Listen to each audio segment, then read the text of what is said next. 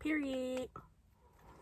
What's poppin', y'all? It's your girl, Lita Boo. What it do? Comment below because I really want to know. And today, I'm back with another video.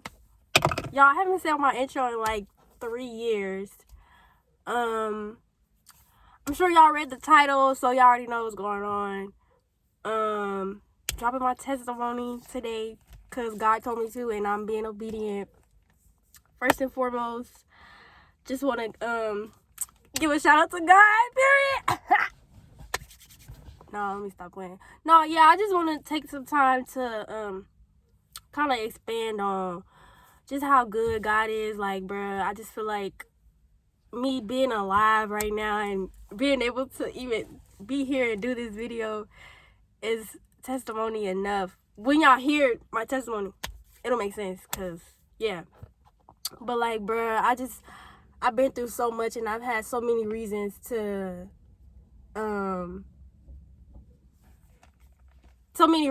not be able to be here to do this video, etc., etc. Let me not talk too much, but all glory to God. Nothing is with my own doing. Nothing is for me to get the praise for, or for me to get the popularity or the fame or whatever. I don't care about none of that. It's all about Jesus, bruh. If you don't know Jesus, you need to know Jesus. If you don't get Jesus in your life, you need to get Jesus in your life. If you don't know nothing about God, what are you doing? I just feel like you're missing out, first and foremost.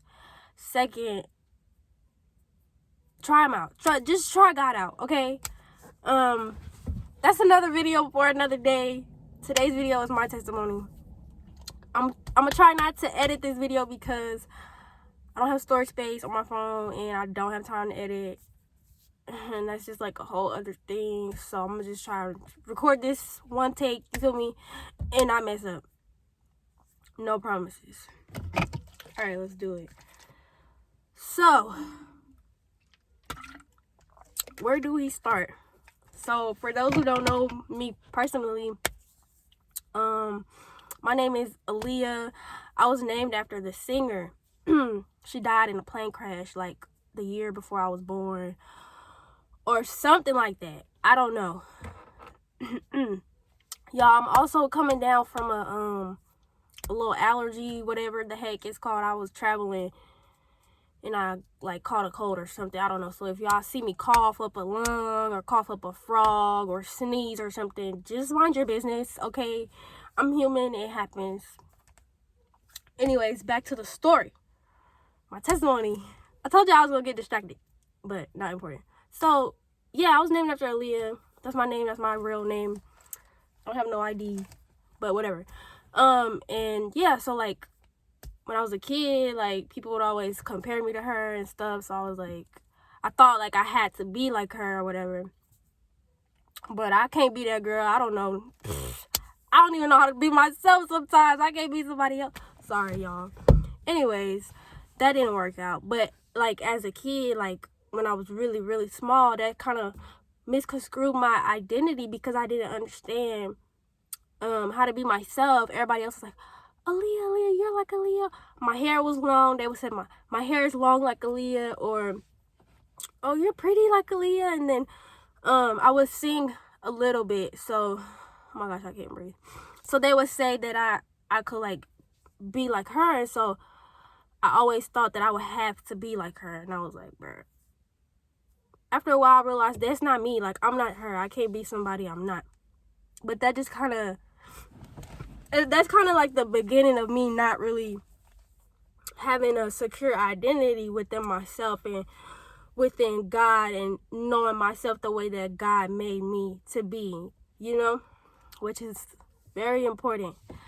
So, I was born in St. Louis, Missouri, real country. For those who don't know me that well, that's where my accent comes from. If you don't hear an accent, thank God, because some people hear me talk with my actual voice and they're like, they don't understand me. So sometimes I have to switch it up and code switch and be a little proper for people to understand the words that are coming out of my mouth. Anyways, also not important. I told you I'm gonna have so many tangents. Anyways, where was I at? Yeah, so I was born in St. Louis. I grew up there, born and raised, blah, blah, blah. We lived there from when I was, like, born to, like, 11 years old. That's when we moved to California when I was 11. Growing up in St. Louis was tough. We was broke all the time. Food stamps, Section 8. I'm the youngest of 8, so I always had hand-me-downs, and, like, everything was, like, less for me. Like, I always got, like, the last, or, like, you know, like, I don't know how to describe it, but, like, I didn't really have a lot of new things, if that makes sense. Like, the older kids, they kind of got newer stuff because they was, like, first or whatever. I don't really know. My testimony, my story, period. I'm not complaining at all. I love my family. Just telling my story, you feel me? Don't get it twisted. So growing up was tough. I'm the youngest of 8. All my siblings all 7 of them are still alive. But when I was a kid, my oldest brother was in jail. Oh, dang, am I telling their business, or am I telling my testimony? I don't know if I should say too much about that. Because that's not my business to tell.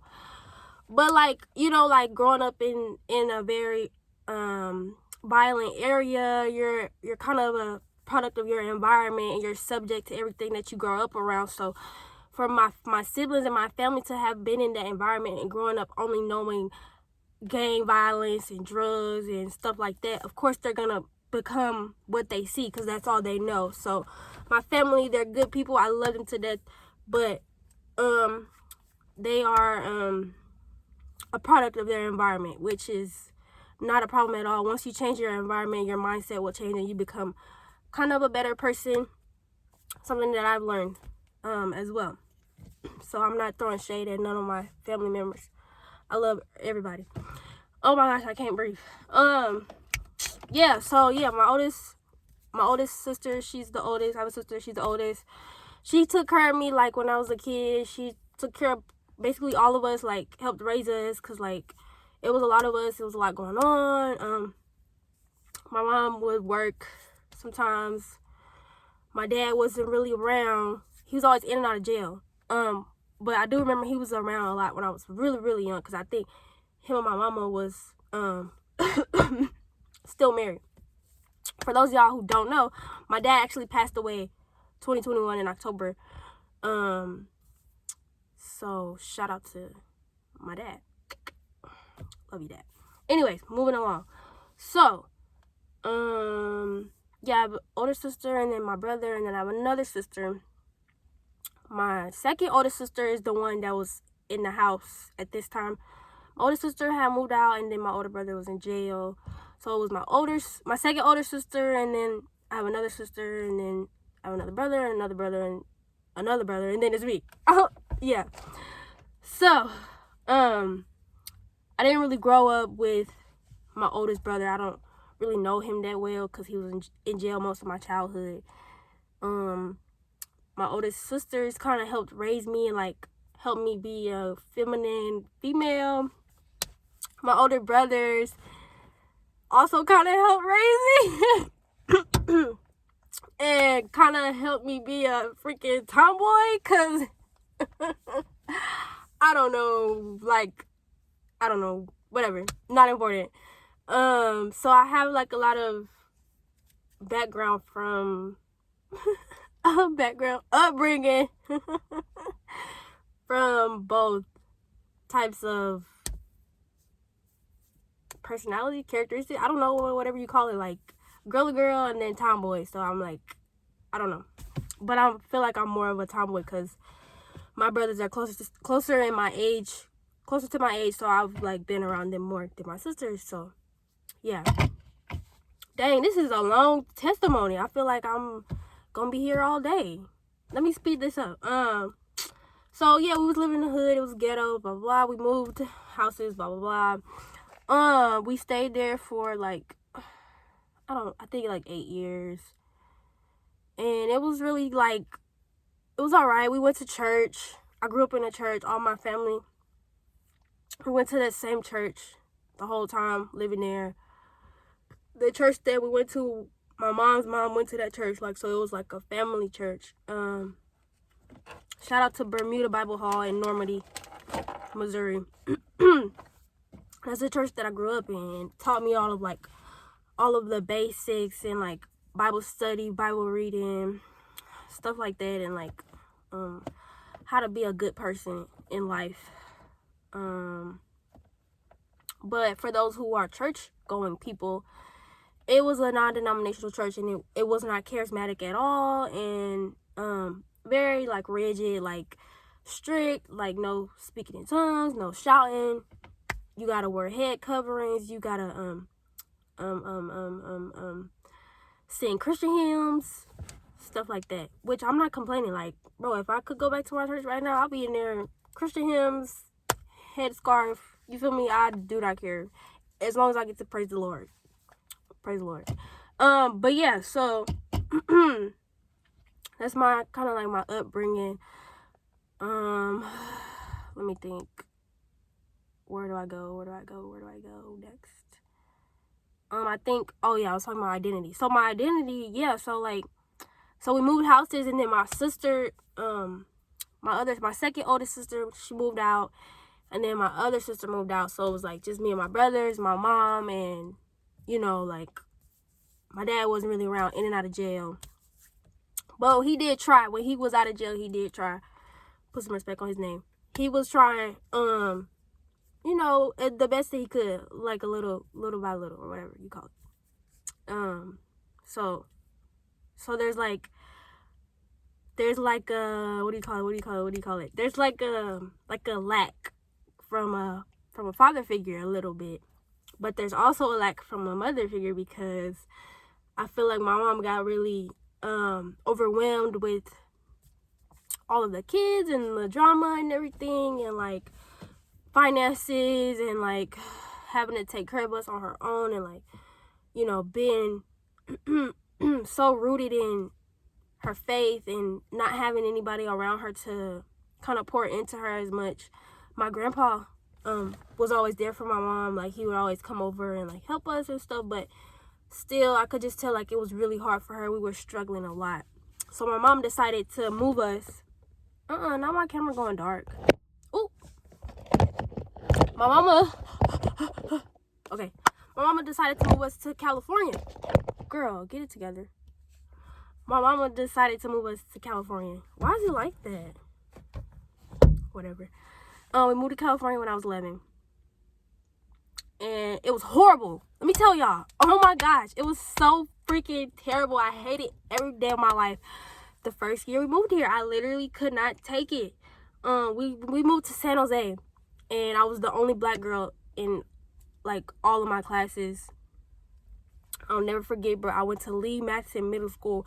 If I ever see any of y'all, bro.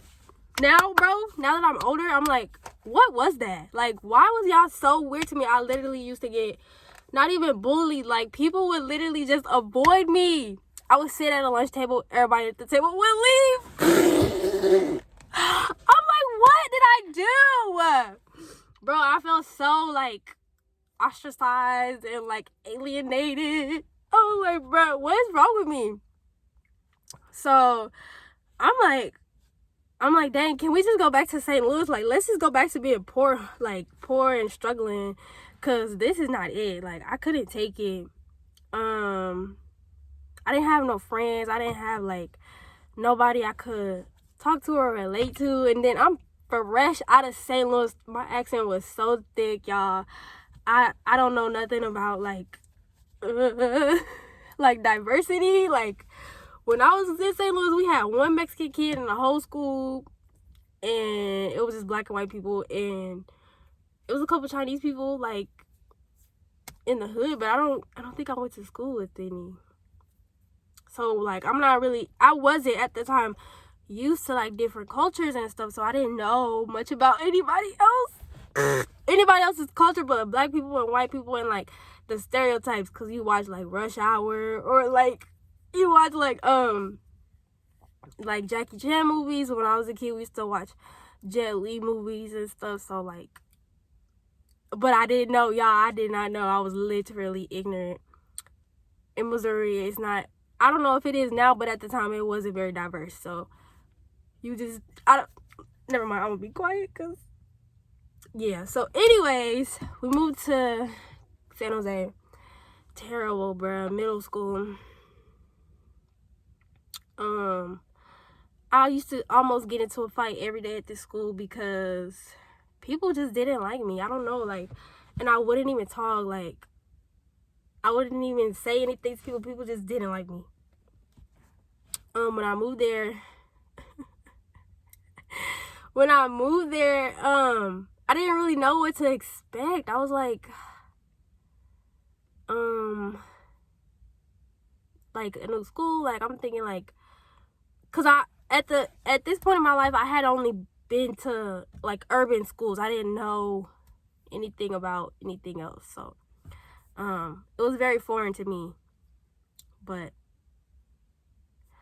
I learned a lot, so can't really complain. So I didn't have any friends, and I ended up becoming friends with the nerds because I would always see them get like bullied and like pushed around. So I would like help them. And I would go over, and like one of my friends, this little girl, I was small, I was tiny. I've always been small, like a skinny person my whole life, but I was like short and skinny. And I remember this little girl, one of my friends, she was smaller than me. She had got like pushed by the two boys. Actually, it was one boy, and the friend was like laughing. And he like pushed her and like knocked her books out of her hand. I was like, oh no, you got me messed up. I went over to him, and I was like, don't push her. And I pushed him back. And I was like, you better not put your hands on no girl. Y'all, I was fresh out of St. Louis. This a different time, okay? This is like back in the day. But like, that's just how I am. Like, where I'm from, like, it's different. That's just how we are. It's not really like, it's not like how it is now, I guess. I don't know. So I would always stick up for the nerds and like the small people, or like the people who wouldn't stand up for themselves. And so I became friends with them. But I'm nothing like them, y'all. I was like, well, okay, I was like a nerd, but like not like on the outside. I don't look nothing like them. I don't act nothing like them. I don't talk nothing like them. So I literally was just an outcast, and so I guess I fit in with the outcast. I fit in with the outcast. I don't know, but yeah, that was something. I think that's called like culture shock or whatever. I don't know. Anyways, that was that year. So this is where everything started going downhill for me spiritually. Bro, when I tell y'all the enemy was working hard. Oh no, I forgot to tell y'all. It was one other black girl in the whole school. I literally used to throw myself in her pathway so she could see me. Y'all, when I tell y'all she would break her ankles to go around me, like literally avoid me with all of her strength. I'm like, girl, what's up with you? We went to I remember I was on honor roll, and we went to the mall with one of the football players for the the team that the football team that's out here that is red. I think it's the 49ers. Bro, y'all gonna hate me. I think it's the 49ers, but I don't remember. Y'all, I don't watch TV or nothing. I'm sorry. And then I haven't really slept. I just came from a road trip.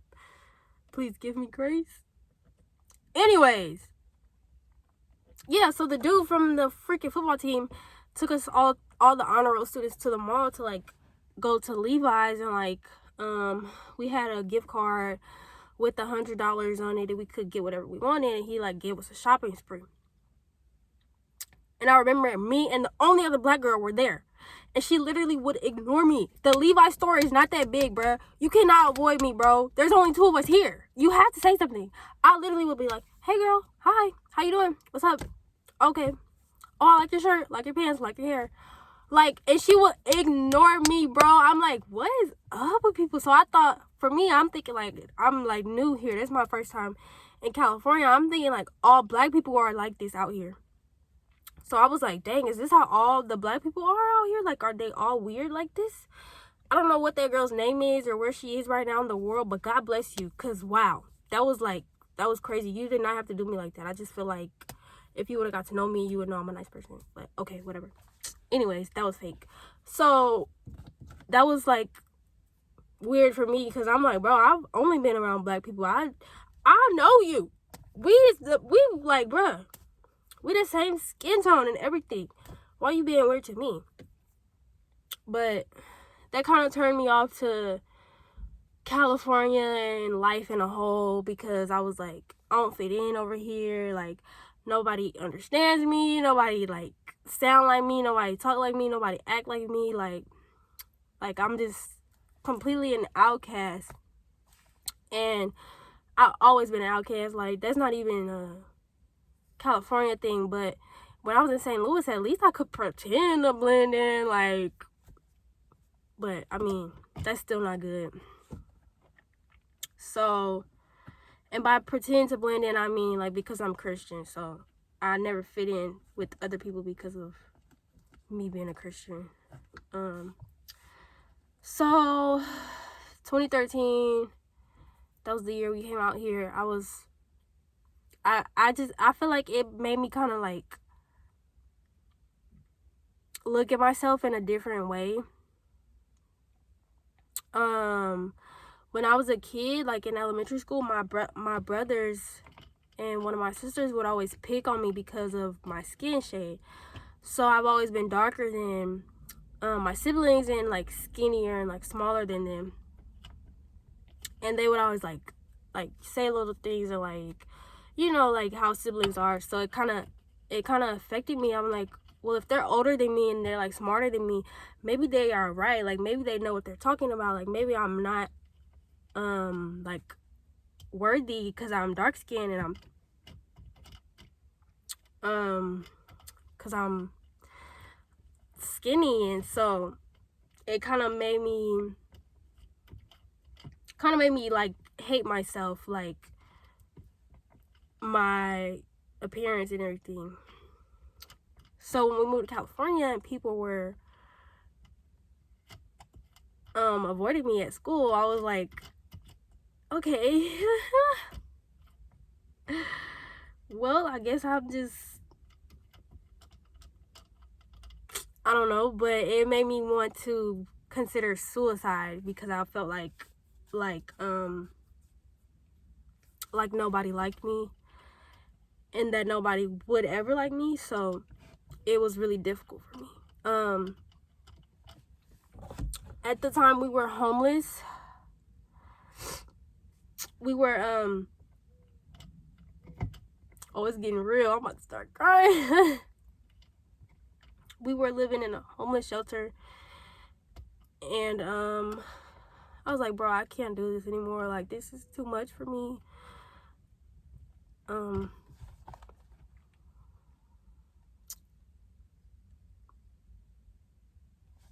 I couldn't really see like value within myself, or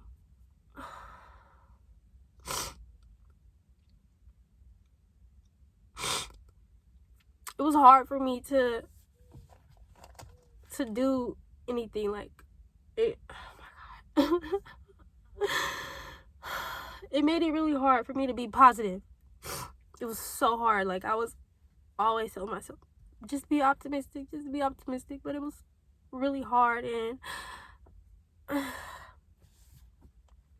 I remember like my mom would say little things about my skin and like me being small and like underweight, and it would make me, I would like internalize it, and it would make me say those things to myself, and I would be really mean to myself, y'all. Like I would tell myself like, you need to just die, you need to just kill yourself because nobody gonna love you and nobody loves you. And it made it really hard for me to Oh my gosh. To want to be alive. Yeah. So I have been suicidal since 2013. All the way up until, I don't even know, bruh, but it started that year, I remember. And I was like in the bathroom.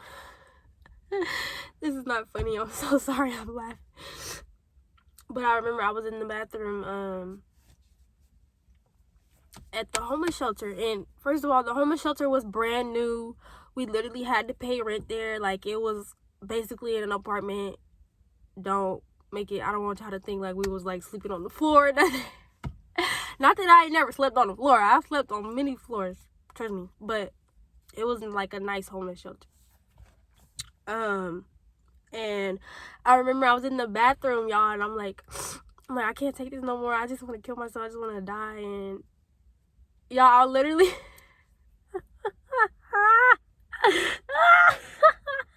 it's not even funny. It's not funny, but now looking back, I'm like, bro, I'm so funny. Like, the way my sissy humor works is funny to me. I didn't know how to commit suicide.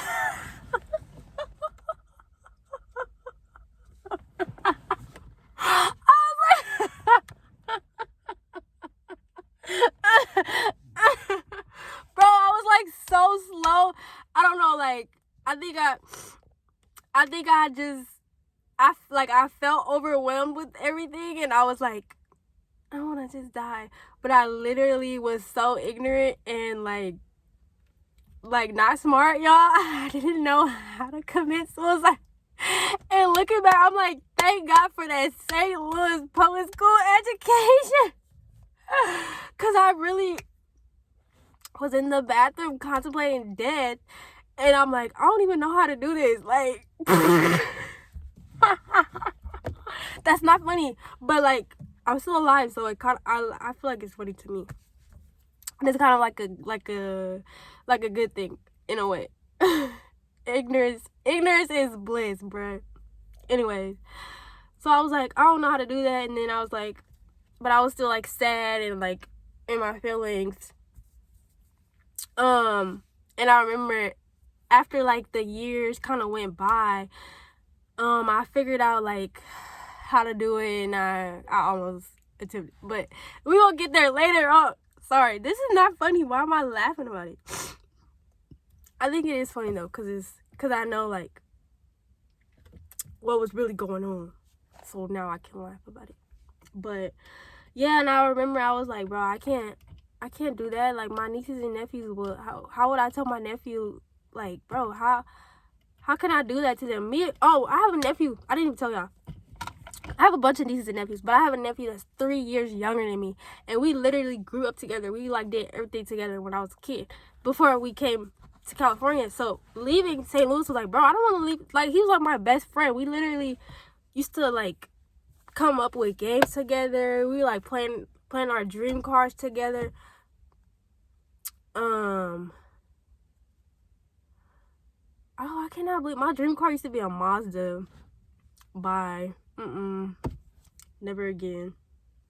Anyways, so I was like, bro, I can't do that to my nephew. Like, how could I do that? Like, how would I even, like, just imagining the news being relayed to him, like, it just didn't sit right with me. I was like, no, I can't do that. But the thoughts was still there. I still had suicidal thoughts and everything. And then we finally moved from San Jose to, I think we moved to a different school. It was a little better, but it was still pretty trash. Like, there was 2 other black people. Yeah. So at this school there was 3 of us. There's 3 black kids. So it was a little better. I'm like, okay, I'm not the only one now, and I guess I wasn't the only one at the other school, but still the girl made it seem like, I don't know. I don't even know what that was. We just pray for her. Hope she's doing well in life. But the second school that I went to in San Jose was pretty cool, because I had met some other black people, and I told them, like, bro, the school that I was just going to, they were like so weird. And there's like, yeah, some schools are like that. Da da da da. And I'm like, oh, okay, that's cool. San Jose in a whole is just questionable. I don't know. Like, people out there are just weird. But I pray for y'all because I don't have the patience. So then we moved again. We moved to Dixon, California. Bro, when I tell y'all this was one of the best freaking times of my life. Like, I remember being so happy. We moved to a school that had way more black kids. I'm like, finally, I can relate to people. I can fit in. Y'all, I literally, like, met my best friend. Kayla, if you're watching this, I love you so much. You don't understand how freaking important our friendship was. I'm gonna cry. Like, bro, I literally, to have come from San Jose and, like, that whole environment and moving to Dixon, California and meeting somebody that, like, has similar qualities as me and similar interests as me, like, it just really made life so much easier for me because, bro, I felt like I would never have that experience again. So to have met someone to give me that experience is, like, really big for me. Thank you. Love you, sugar. Sorry, y'all. I'm like a crybaby. Oh, my goodness. Anyways, moving along. So, yeah, we moved. I was still in middle school. I was still suicidal. I hated my life. I hated everything. When we were living in San Jose, my mom had introduced us to my stepdad, who I now am, I feel like I am now understanding of, you know, everything that occurred at the time. But when I was experiencing certain things, it didn't make a lot of sense to me. My stepdad was, like, the first guy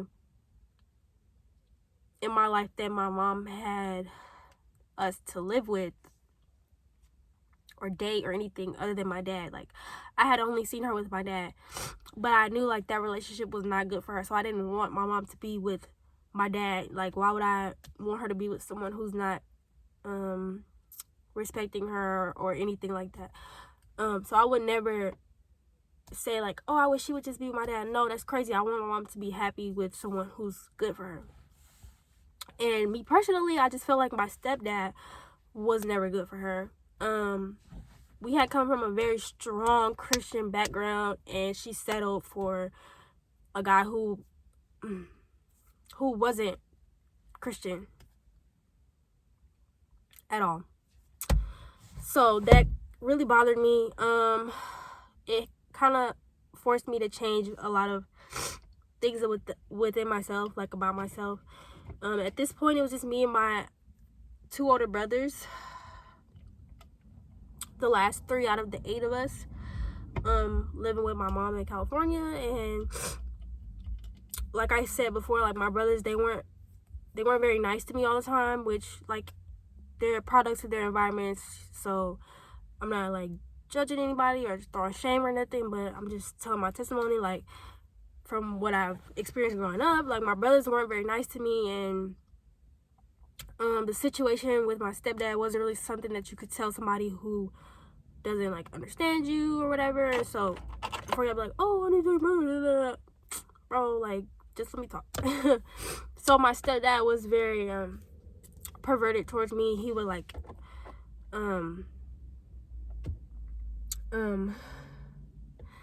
give me excessive attention, like, just always overly concerned with Aaliyah. What's Aaliyah doing? Where's Aaliyah?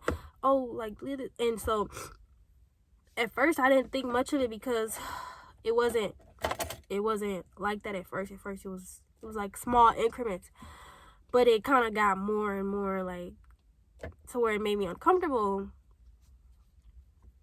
And dude, I can't believe.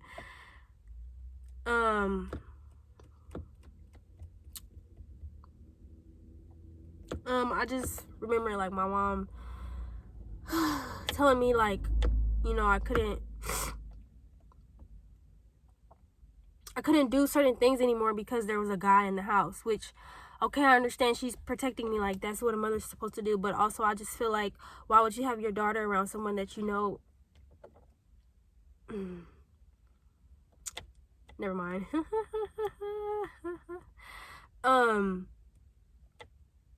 It was just very like confusing for me as a kid because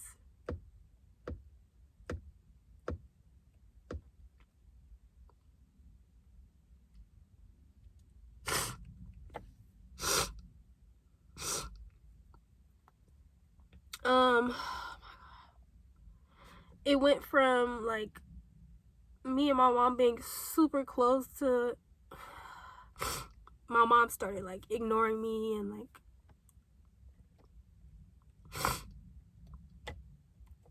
I think that her ignoring me reminded me of the kids from the school that I was going to ignore me. So I think that's why like there was still some suicidal thoughts, like, okay, they didn't accept me, my brothers, my family don't accept me, my mom don't accept me, so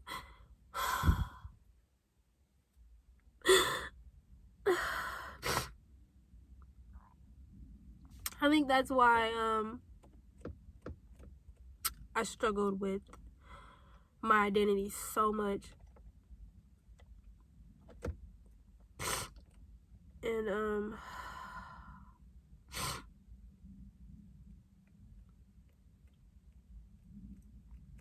dang, this is hard. Wow. Sorry, I'm trying to like not make this too long. I might have to do a part 2 because I'm crying too much. Oh man, I don't know. It was just really hard.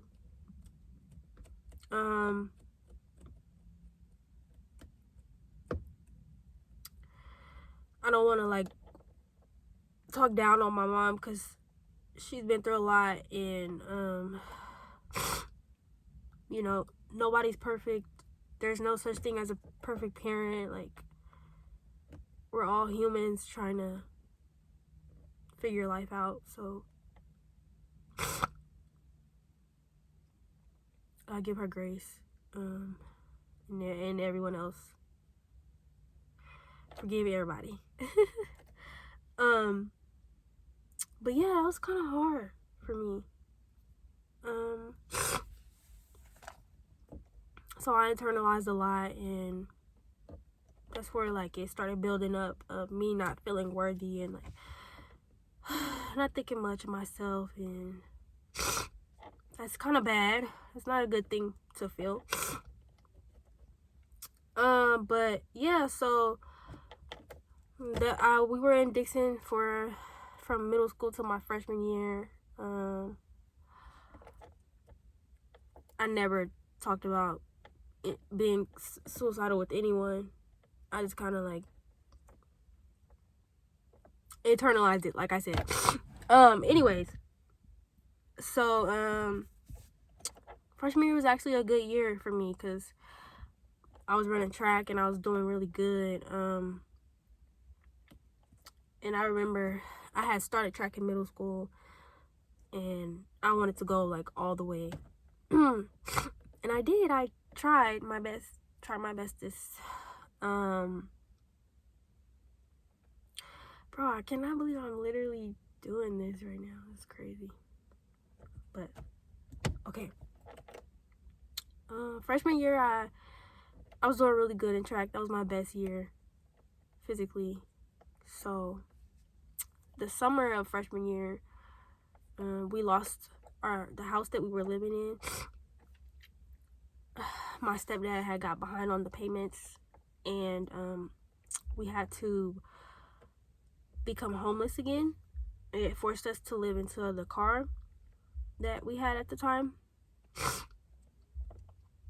So it was hard for me because I had to leave this environment that had helped me fit in and like find people that I could relate to, like my best friend and like some other people on the track team and stuff like that. So for me, I was like, bro, I don't want to go. I don't want to like leave this. I had become comfortable. And so we ended up going back to San Jose, which was absolutely horrible for me. Like, I could not deal with that. On top of that, this time we're living in a car. Mentally could not, no. My stepdad was already very much making me uncomfortable, and he would like look at me through the rearview mirror and the side mirror, and we would go to like restaurants, and he would just like stare at me the entire time, and I'm like, there's freaking TVs playing football right now. I feel like there's so many other things you could give your attention to. Like, why, like, literally why? But you know, that's just how the enemy is. It's just life, I guess, or whatever. I remember one time I told my mom, like I don't want to eat here. He's just staring at me like he's making me uncomfortable. She was like, we went to the bathroom. I remember we were at Denny's. She's like, oh yeah, I saw him. I know. For me, it's like, you know, why can't you do something about it? Like, I'm your daughter. I'm not even, I was like, bro, like 14, 15, I was 15. I'm literally a kid. Please freaking protect me better. Please. Like,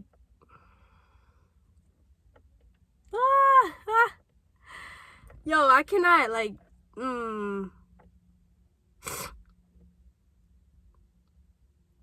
Imagine telling your mom that in the bathroom, and then you have to go back to sit at the table with this person, and they just continue to do it.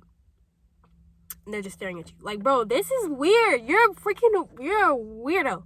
So that's kind of where me starving myself started from. Oh my gosh, I remember I would literally never eat. Before we lost the house, I would always go straight to my room, and I wouldn't eat dinner until they all left and finished dinner.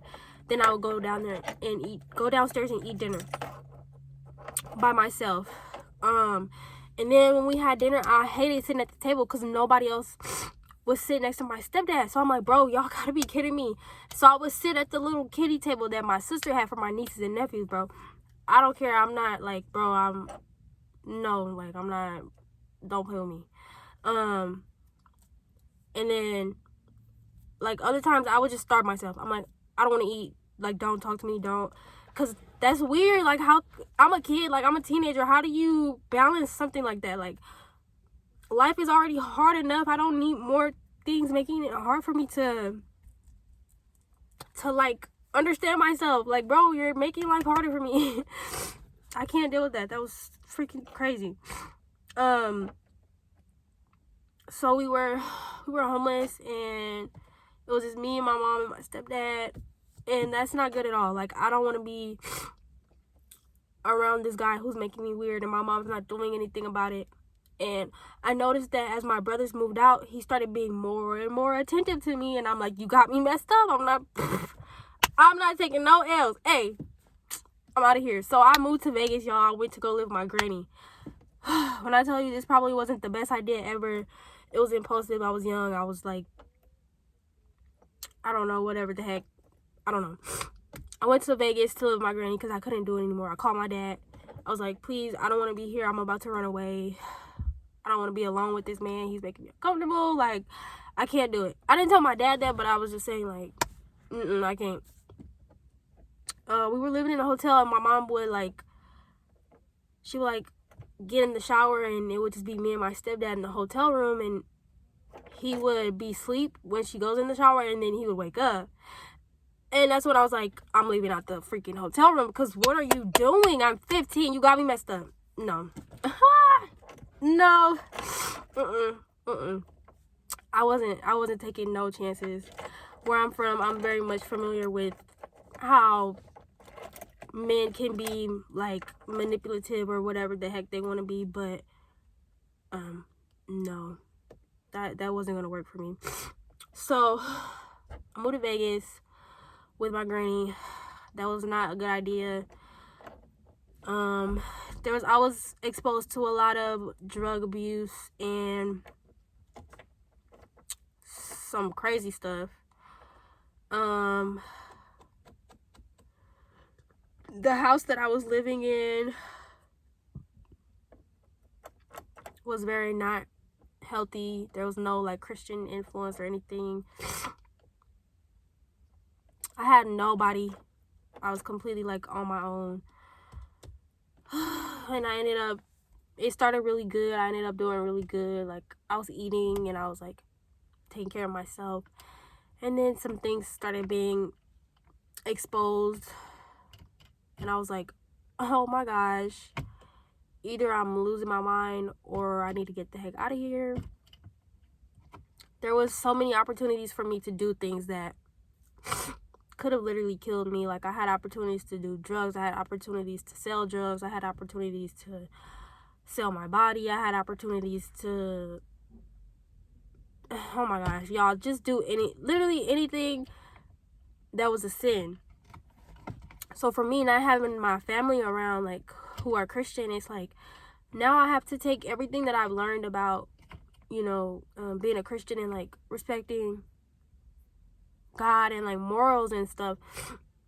And I have to decide. Like, I had to literally choose between not being a Christian and being a Christian, because I was curious. So I wanted to know about, like, dating and, like, drugs and stuff. And I was putting myself out there, y'all. I was like, ooh, how does that work? How does that?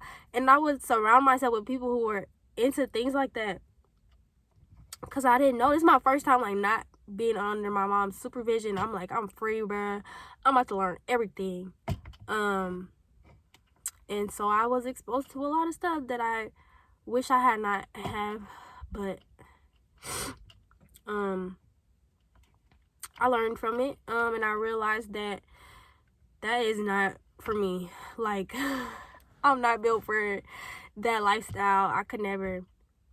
And so I started, like, reading my Bible and praying and worshiping in my room.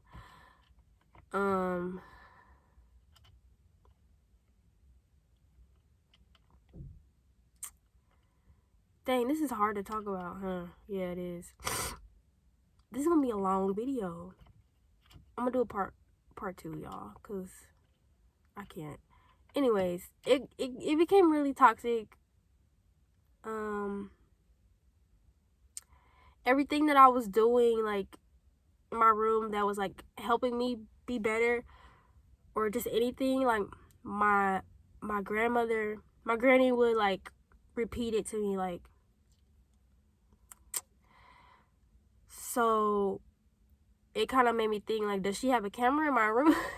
I was like, bro, she gotta have a camera in my room. How does she know everything that I'm doing? The door's closed. So it made my trust issues skyrocket. I'm like, bro, I don't know what's going on here, but it was really weird. And even now saying it, I'm like, bro, I don't think people will believe. Like, you can't like, how do I explain it to where you understand? Like I will be in my room reading the Bible, door closed, and then I would come out of my room and she would be like, oh, do you like reading the Bible? Do you want to read the Bible? Like, you, how do I be respectful and do this? It's like, bro, you know, like, when people be trying to, like, be fake to, like butter you up, like, I know you don't read the Bible. Your Bible's collecting dust. Like, please stop playing with me.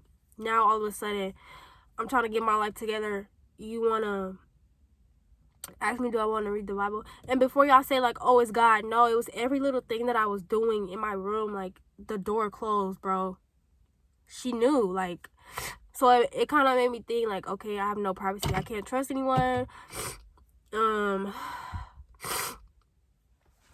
This is a family member again, making me feel uncomfortable. Like, so I'm like, what am I gonna do? Like, I can't.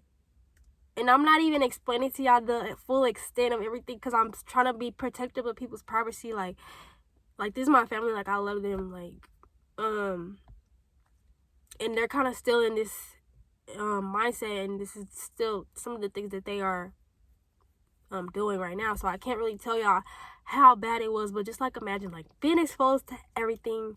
Little Christian 15-year-old girl who knows nothing about that stuff, bro. And I was like, oh, like, every night I'm like, something new. Every freaking night I'm learning way too much, way too fast. I remember roaming the streets of Vegas by myself, like, just seeing so much. Like, bro, I cannot. God is good. Thank you, Lord.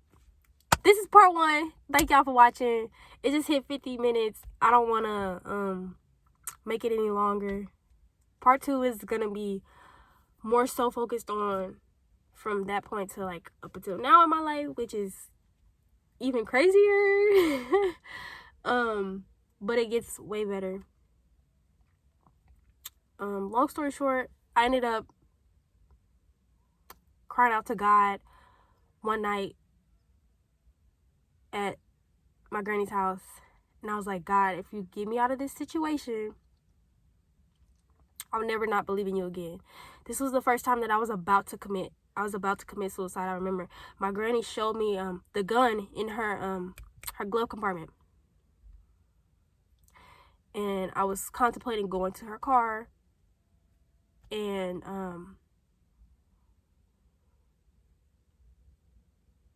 wow.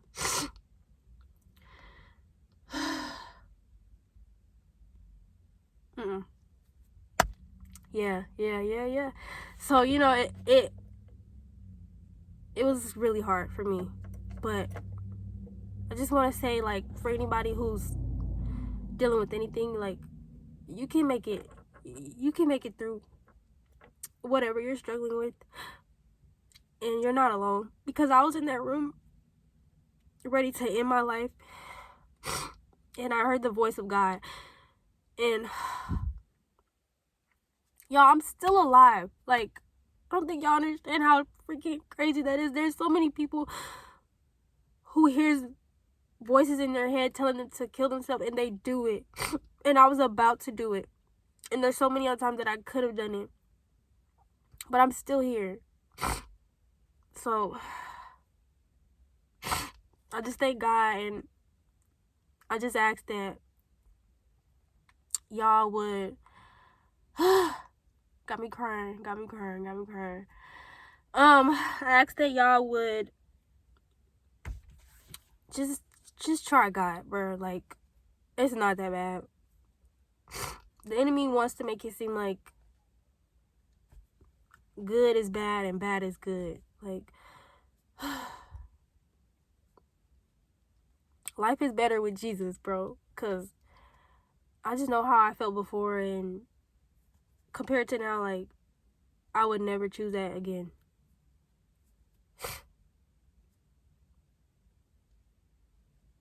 How do you know if you don't try? You know? So, to anybody that's questioning God, I just want y'all to know, like, just try, bro. Just try God. It's worth it. And if you feel like it's not worth it, alright, I guess your life is perfect. But I just know me, I had a very not so perfect life. So, when God showed up, it helped me a lot. But, alright, I need to stop crying. I love y'all. I hope whoever sees this has a blessed day. And I hope that this don't fall on rocky ground. And that, ooh, I hope nobody in my family takes this the wrong way. Because hey, I got a lot more stories I could tell. No, I'm just playing. I hope, I don't know. I just hope that I post this, because I'm literally contemplating not posting this. Hey, let me stop. Alright, I'll talk to y'all later. Or whatever. I'm like I'm on the phone with y'all.